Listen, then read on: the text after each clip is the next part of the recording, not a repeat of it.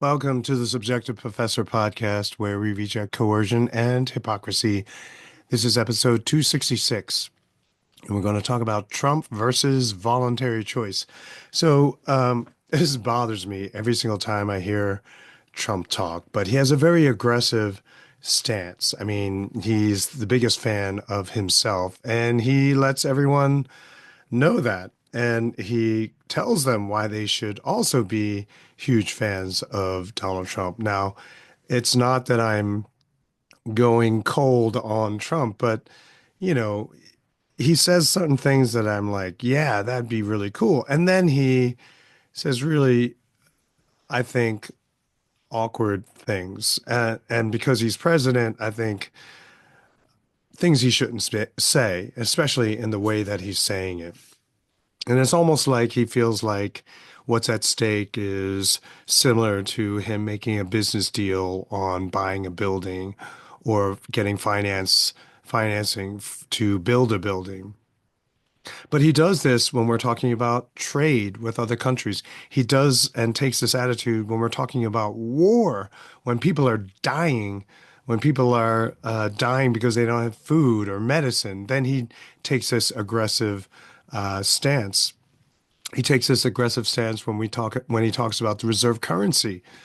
Okay, maybe it's his negotiation tactic, but I mean, there's so much at stake. Is this really the best way to do it? And what if the people he's talking to across the table also read his book and then comes back at him with the same tactic? It just leads to escalation.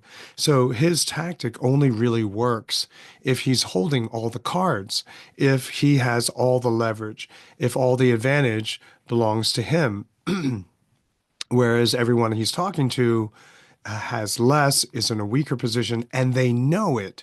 And so Trump is basically just calling all their bluffs and saying, come on, we all know that you don't have this or you can't do this or that. So talk to me, right? Now imagine, so I thought about this and, it really bothers me, probably because I'm not like this, right? If someone doesn't want to talk to me, then I'm not going to talk to them, right? I tend to, in some ways, I'm non-controversial, confrontational, excuse me. And I would just rather just get busy doing my own thing. So it really bothers me when he does and say things like that because I don't think it's very productive.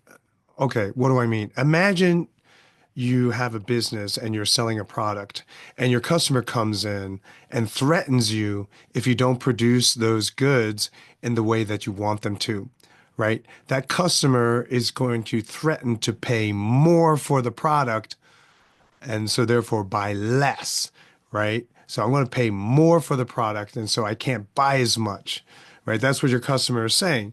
So what are you going to do, right? It's like, okay, how do I speak to this guy? Or you're losing a fight, right? You're bloodied, you're beaten, you're barely conscious, and then you say, "Hey, look, I'm gonna," and you say to the guy that's pummeling you, you say, "Hey, look, if you stop now, I'm going to cut you a break. Just walk away now and apologize, and I'll forget about everything. Everything's even." Excuse me? The person who is clearly more skilled and in better shape is the one who gets to dictate the terms, right? And so if you think about the war in Ukraine, it's not a very tenable situation. It's not a favorable situation, but Trump is talking like he's the one that has all the advantage. It's very odd. Or how about because you're such an obnoxious bore that people just don't want to sell to you anymore. They don't want to buy from you anymore. And so, your people are saying that to you. And so you threaten them to be even more boorish and say, if you don't come back and start buying and selling with me, I'll just be even more obnoxious. Yeah, that's a really good strategy. It's just imagine some African dictator yelling at America all the time. Hey, you got to sell with me, otherwise I'm going to still commit genocide on my own people. Yeah, right. That's not how the world works. And apparently Trump thinks that that's what he can do. He doesn't realize the reality of of the United States today, how weak this country is, not just economically, but militarily. I don't know if you agree with me on how weak the military is, but judging by how the Ukrainians got spanked all over that country, yeah, no, I don't think that the United States has a military advantage at all, which is why the discussion of nuclear weapons keeps coming up, because that's the only thing that they have now. And I think that so many people are willing to allow this conversation is because they watch all these movies like Dune, the remake Dune Part Two.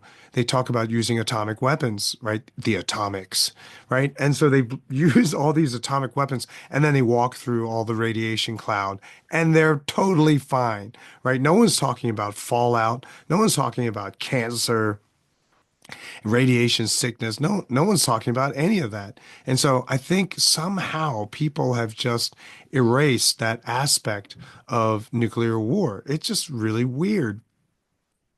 So I guess it's a way. I mean, you can say, well, that's the way Trump rolls. Okay, I get it, right? But and the person like that would still have customers. They would have places that they would love to go. But how welcome would you be? How glad would people be to see you? And do people actually like you? Right. And so here you are, you're walking around with this huge chip of entitlement on your shoulder, and you show up and you're like, yeah, everyone loves me here. Right. Everyone treats me well here. Right. It's just okay, maybe, but maybe they just really want your money, right? And they'll let you think and continue to believe what you want, but they're still going to get busy coming up with alternatives. Now, the consequences of acting this way in this really extremely boorish manner, obnoxious, self-righteous, arrogant manner, everyone sees it, right? The world sees it now. And unfortunately, there are a lot of people who also are going to spin it, misrepresent it, misinterpret it for other people who really don't pay attention to it all that much. And they're able to get them to think more in a communist, right, neo-Marxist kind of way, which you see all around us, right?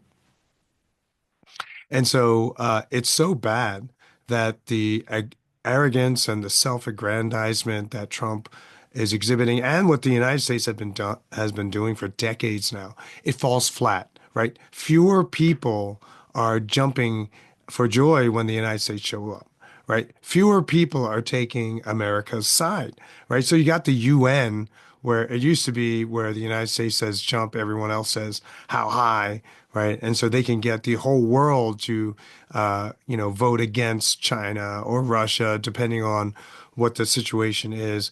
You go from that to now Israel and the United States being the only two countries that are really going to, have be in agreement. It kind of reminds me of people when they went to Korea. This is back in the 70s and 80s when people would go back to Korea. I remember that a lot of people, they would be like so fascinated with you, like, ooh, you're from America. I want to talk to you. I want to get close to you. I want some of that, cultural superiority to rub off on me, that kind of weirdness, right? And then people began to realize that Koreans from America, they're just arrogant. They're not smarter. They're not better. All they do is they have a little bit more money than you, and that might make it seem like they are better people, better culturally, intellectually. But no, they just have more money. And so then you have fewer and fewer people who are coming up to you and talking to you when you're over in that country. And so all you're left with are the people who want to come to America, right? Or who are playing an angle themselves. You can kick and scream all you want, but you're not going to get people to come back shopping at your store or letting you back into their store. It kind of reminds me also of the CLA, College of Liberal Arts and the university, right? Where you have so many professors saying, we're so smart. What we're teaching is so valuable. Everyone has to take our classes, and no one wants to take those classes anymore, right? And so they double down, right? And they say it's required now. You didn't want to take it, but haha on you. Now you have to take it. And we're going to make them so boring. We're going to fill it up with so much, asinine, irrelevant information that you're going to hate it even more. And and that'll teach you just how important, how awesome our education is. I told people, like, this is not the way you're going to increase enrollments for the CLA majors, and no one wanted to listen, right? They were so into themselves. It was amazing. And so the university is imploding now. Excuse me.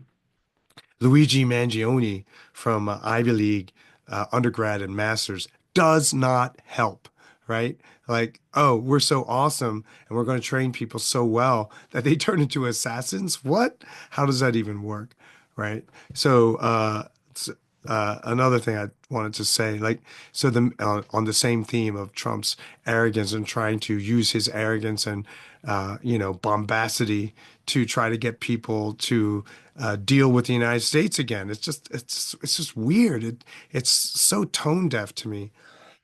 Excuse me, given the situation in the world today.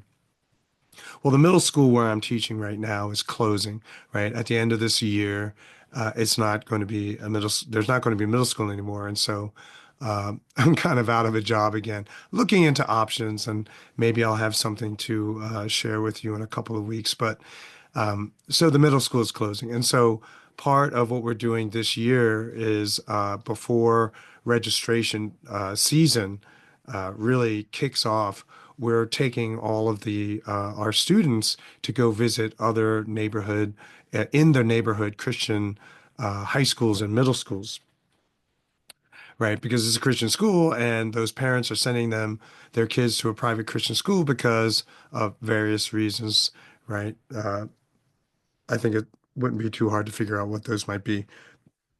So imagine we go visit. So we went and visited a school today, a much, much bigger school. Like we got 25, 26 students in our entire middle school, sixth, seventh, eighth grade. And we went to a school where the high school, ninth through 12th grade, is like 100 students, right? And that's just their high school. And so their middle school is probably also just that size. And so the number of activities and extracurriculars that they can offer is so much more than at our school. Now imagine we go there, right? And everyone is mocking us, right? Like, man, you come from that uh, low quality, Christian school. You're not good as us. So they treat us like smelly garbage, right? And then at the end of a several hour presentation of just mocking us, they say, so we hope to see you next year. Does that work? Is everyone going to be convinced? Or perhaps the students go choose another school. And so every time you see those students from this particular school, they trash talk you like, man, you guys are losers for not choosing our school, right? Endlessly. Is that also the way to recruit more customers? That is, AKA students. Is that the way? Would their parents be happy? Of course not, right? Which is why the school we visited today went out of their way. I mean, considering it's just a private Christian school, right? A small private Christian school doesn't even compare to the size of your smallish public school. Nevertheless, in their way, they rolled out the red carpet. They welcomed us in. They had this whole program. They got teachers to do some crazy things to excite the students to see, look how all these fun things we do. They call it learning, but it's all this fun stuff that we're doing here.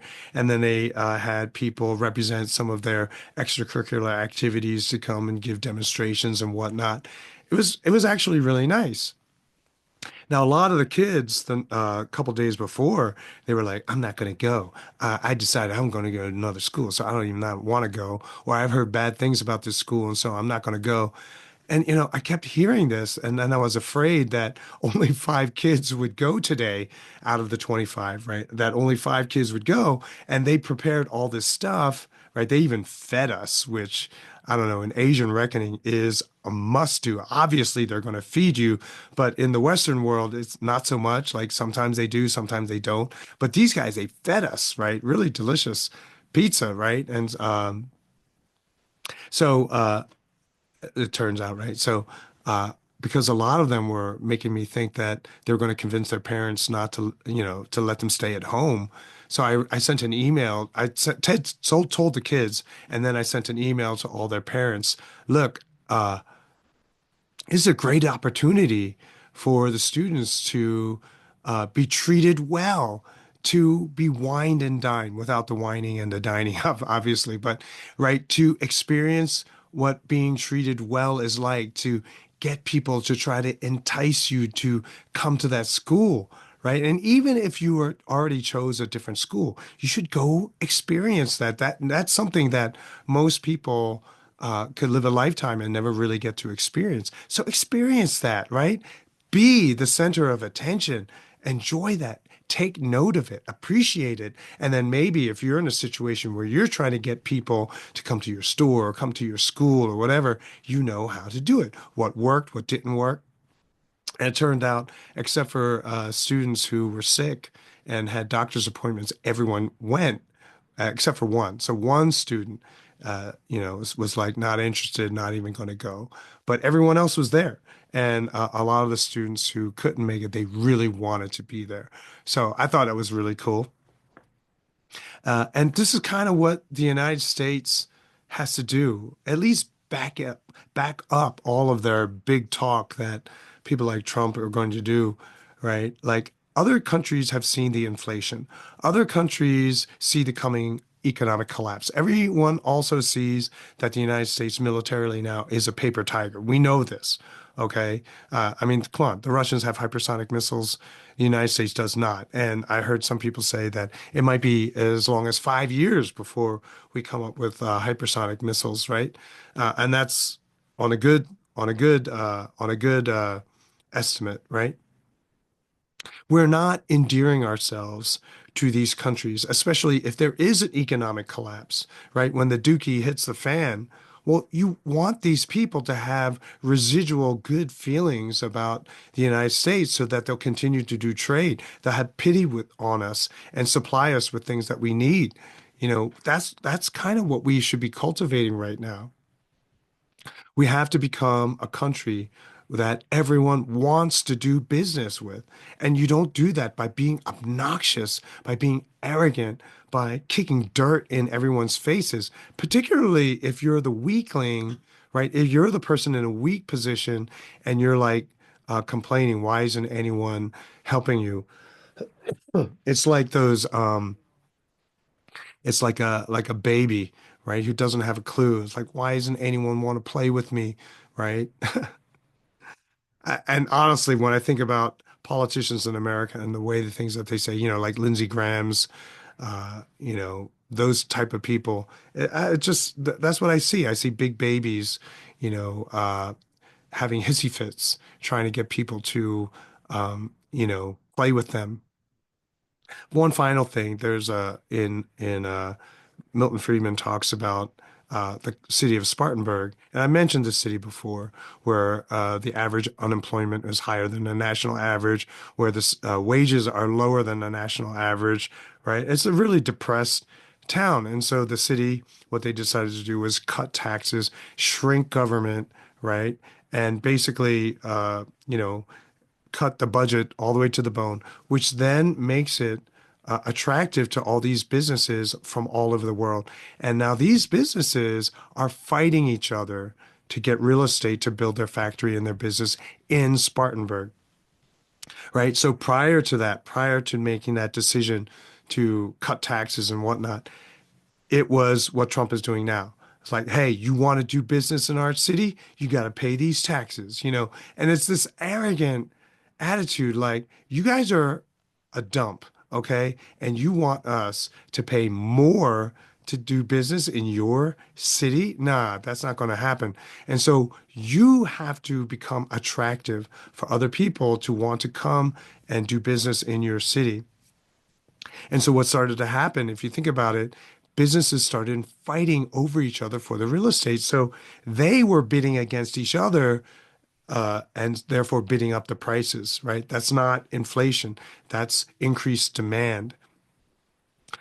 What you see happening in a lot of major cities today is that the taxes are so high, the mayor has to give tax breaks to favored companies, companies that they want in their town. Not any company, but particular companies. And generally, if you look hard enough, you'll see that someone in that mayor's office is friends with the CEO or the leaders in that business that is now coming to your city, right? Or there's some kind of kickback deal that's set up. And so the people who then like, so I'm thinking of there was that sporting goods. Oh, I'm blanking on their name. It used to be everywhere where they Under Armour. They set up their headquarters in Baltimore, except their state-of-the-art corporate headquarters, $35 million or something like that, was paid for by Baltimore, right? So you come be here and we'll give you 30, we'll build your headquarters for you, right? It's like, what? So now the taxpayers are paying for these billion-dollar corporations to be in their city. Whereas in Spartanburg, they were fighting each other and rewarding the city, right? The city didn't have to pay anything, right? But rather the property owners were the ones that were getting richly rewarded. And then because you had all these new businesses there, they needed workers.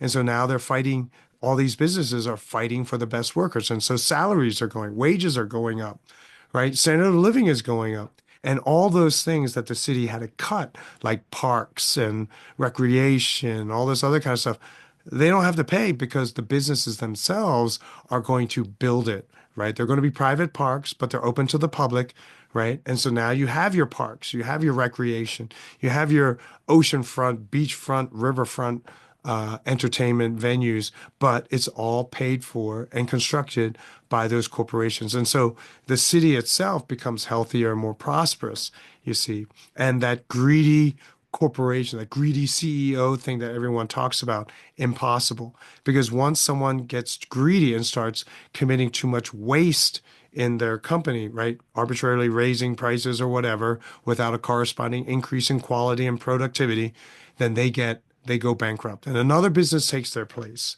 right? And that's all you need to have is a healthy free market, right? And when you have a situation like that, people like Trump are irrelevant. They are so not necessary.